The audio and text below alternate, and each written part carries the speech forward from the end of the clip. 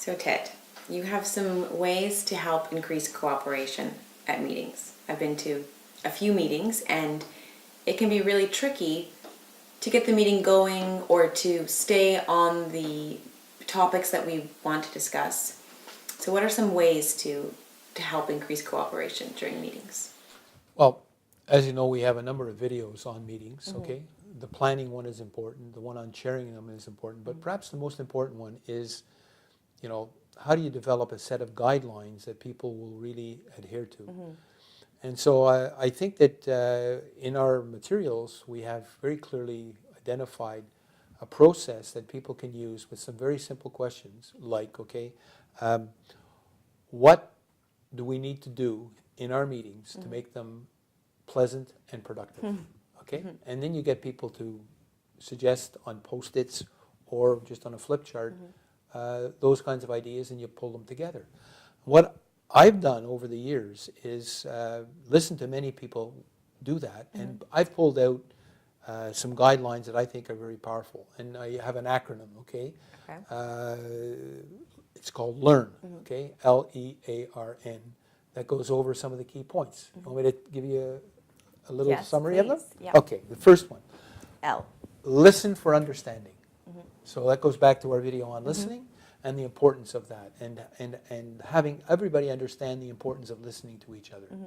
The second thing is the E, is encourage others to speak. Okay? Really encourage people to speak, and in a sense, try to involve everybody as much as you possibly can.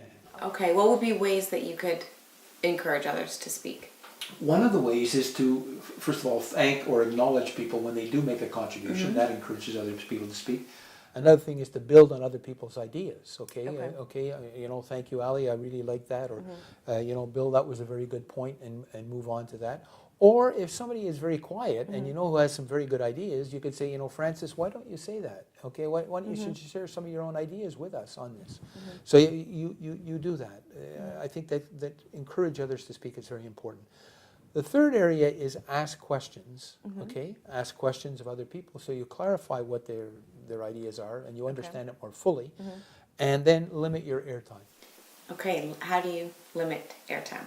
Well, it's very difficult for people like me who like to speak, okay? Some of my friends remind me, Teddy, enough is enough.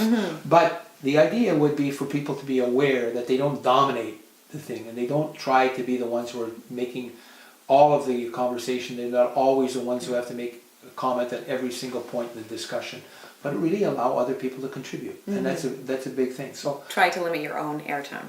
Try to limit your own airtime. It's not always easy to do.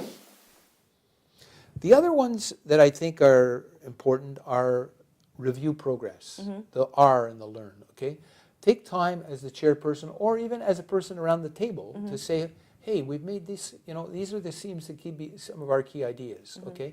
Can we come to an agreement on that, or at least summarize for people? And the other thing, at the end of the meeting, always note the results that you've had, okay? And really celebrate the progress you're making as a team. So LEARN is really listen for understanding, encourage others, okay, build in their ideas, ask questions, limit air times, review progress, and finally, note the results that you're making and celebrate them. That sounds great. Very helpful. The LEARN acronym, it works. A lot of people have used it. I hope others do.